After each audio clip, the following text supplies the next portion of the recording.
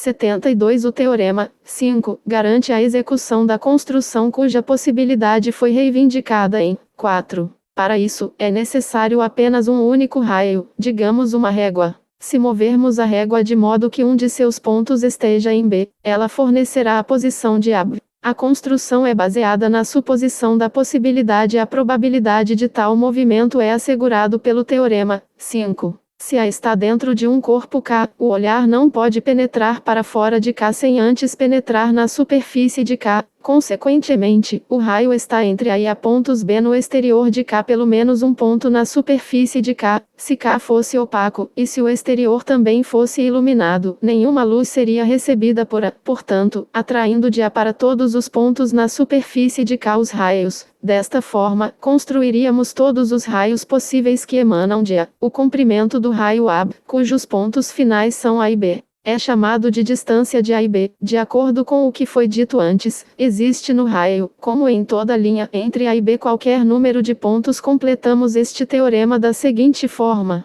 6. Se o número I é atribuído à distância AB, então deve ser possível atribuir um ponto P no raio AB entre A e B para cada número A menor que I. Então é verdade que a distância A medida por AB é igual a. A definição faz sentido, pois já foi explicado que deve ser possível comparar comprimentos entre si. Ela especifica como os pontos do raio se sucedem, em que a sequência contínua de pontos está diretamente relacionada ao contínuo dos números, ou seja, indiretamente ao contínuo do tempo. Desta forma, cada ponto da linha AB corresponde a um número real positivo, menor que 1, por exemplo. B, o ponto A é 0 e B é 1. E inversamente todo número real positivo menor que I é um ponto do raio. Os pontos do raio mais distantes de A do que B podem receber números da mesma maneira, mas números maiores que I, e a totalidade dos pontos do raio é assim representada pela totalidade dos números reais positivos. 73. Este resultado permanece, qualquer que seja a distância AB, a unidade de comprimento escolhida.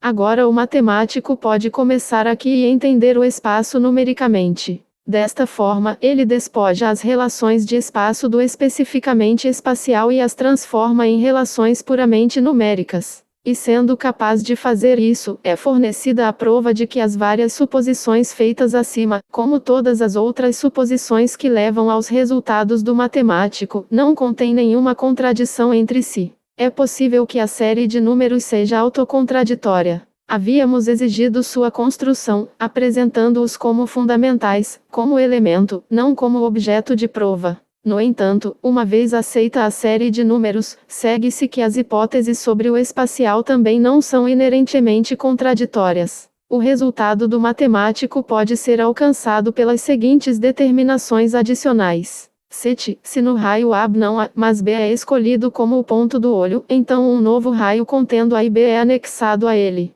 Os dois raios juntos formam a linha reta. 8. Se cada ponto da linha reta AB é conectado por uma linha reta a um ponto C situado fora dela, então uma rede de linhas retas é criada que compõe uma superfície. É determinado por A, B e C e é chamado de nível AB. 9. Se um ponto D for tomado fora do plano AB e conectado com todos os pontos do plano AB por uma linha reta, obtém-se uma rede densa que preenche todo o espaço, de modo que cada ponto do espaço uma vez, e apenas uma vez, construído desta forma. Se D é qualquer ponto do plano AB que não pertence a AB, então por 8, existe uma reta passando por C que contém D, bem como um ponto em AB. Consequentemente, uma reta que passa por C no plano AB sempre tem um ponto em comum com AB. A sequência de pontos em AB agora se estende arbitrariamente, então pode-se assumir uma sequência de pontos em AB, P1, P2, P3, Pm cujas distâncias de A aumentam além de qualquer quantidade dada. Para o 74. Correspondentemente, o plano contém as linhas retas CP, CP2, CP3, CPN. Se n se torna arbitrariamente grande, então exigimos que a linha reta CPN arbitrariamente próxima de uma certa posição se aproxime da paralela a AB por C. Este é o axioma das paralelas de Euclides. As duas paralelas, embora no mesmo plano, não têm ponto em comum. Para as séries P1, P2, Pm não tem limite especificável espacialmente, porque uma distância infinitamente grande não pode ser especificada. Em contraste, a série de linhas retas tem CP, CP2, CPN. Tal limite, porque já conhecemos o ponto C da linha CPN e uma parte dela já está, portanto, nas proximidades de C, mas 2 pontos dela são suficientes para determiná-la completamente. 10. De acordo com isso, uma linha reta por C que passa no plano AB tem um ponto em comum com AB ou é paralela a ele. D e I são 2 pontos no plano AB, então CD intercepta a linha AB em um ponto, digamos D. Da mesma forma C em E. C e a reta de agora, conforme, 8, criam um plano, CD. Isso tem os seguintes pontos C, D e E em comum com CAB, daí as duas linhas retas CD e C. Agora são possíveis as duas alternativas, que o nível CAB seja idêntico ao outro CD ou diferente dele. No segundo caso, especificar 3 pontos, como C, D, E, não foi suficiente para determinar o plano. Discordamos disso porque queremos considerar o plano como uma estrutura espacial básica, e H como aquele ao qual outras formações devem ser referidas, em virtude das quais as primeiras devem ser concebidas. E assim cercamos a estrutura básica com nada além de propriedades que são extraordinariamente simples e claras. Mesmo que não haja aqui necessidades lógicas, é conveniente, em vista da determinação da compreensão, estabelecer nossos julgamentos básicos de acordo com esta regra. Assim proclamamos a primeira alternativa. A partir daí, o nível CD não é diferente dos demais CAB. E toda linha reta por C não apenas intercepta AB, mas também D. Além disso, 2 planos nunca têm 2 retas em comum, mas no máximo uma. 75. 11. 2 planos têm no máximo uma linha reta em comum.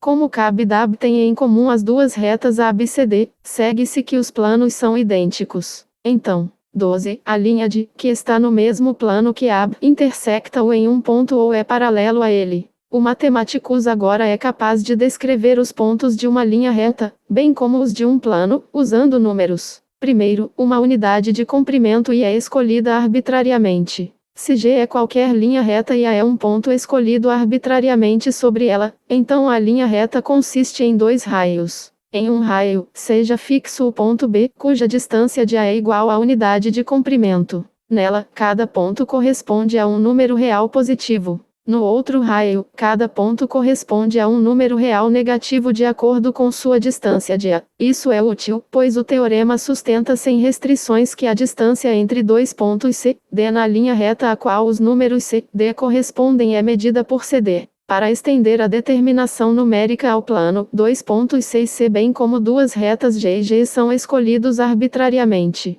No entanto, CC não pode estar nem em G nem em G. Um ponto P do plano então corresponde a 2 pontos P e P de G e G, ou seja, os dois onde CPG e CPG se cruzam. Mas P e P podem ser determinados por números, como vimos antes. Além disso, P é determinável como a interseção de CP e CP. Basta, portanto, enunciar os dois números que definem P e P para determinar P. Os pontos do plano correspondem a pares de números. Uma vez dados os elementos acima, que podem ser escolhidos à vontade, podemos comece do ponto 35 ou do ponto 10, etc. E os matemáticos podem aplicar seus conhecimentos algébricos espacialmente, linha de pontos correndo no plano, e assim ele é capaz de interpretar cada uma de suas proposições tanto algebricamente, isto é, numericamente, quanto no espaço do plano como uma impressão espacial. Agora vamos obter o mesmo resultado para todo o espaço. As seguintes frases ajudarão. 76. 13. Digamos que uma reta G seja chamada paralela a um plano e se uma reta paralela a G pode ser traçada em E. Então sustenta que uma linha sempre tem um ponto em comum com um plano se a linha não for paralela ao plano ou contida nele. 14. 2 planos que têm um ponto em comum se intersectam em uma linha reta. Mas se eles não têm nenhum ponto em comum, toda linha reta em um plano é paralela ao outro. O teorema 13 pode ser visto se acrescentarmos que o plano E, imaginado opaco, cobriria um ponto à parte do espaço, digamos metade do espaço. Portanto, o espaço é formado conectando a todos os pontos de I por linhas retas. Porém, em um raio S em I haveria uma sequência de pontos P1, P2, Pm. Supondo que continuem a se afastar, arbitrariamente longe, então as retas AP1, AP2, APN correspondem a limes, uma certa linha reta por A, que não tem nenhum ponto em comum com E, pela natureza de sua origem, é paralela ao raio S, mas, caso contrário, toda linha reta através de A perfuraria o plano E.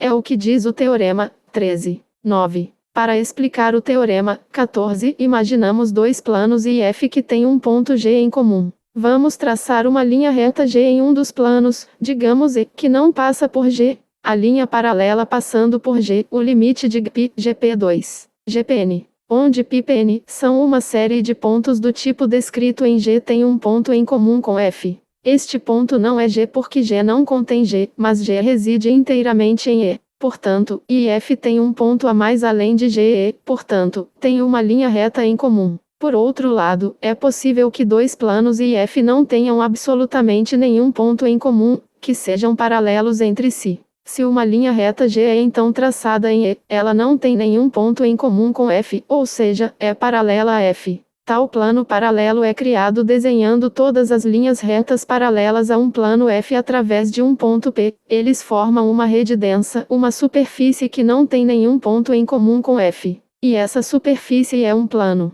Você pode ver isso claramente ao construir o avião. Então seja pá.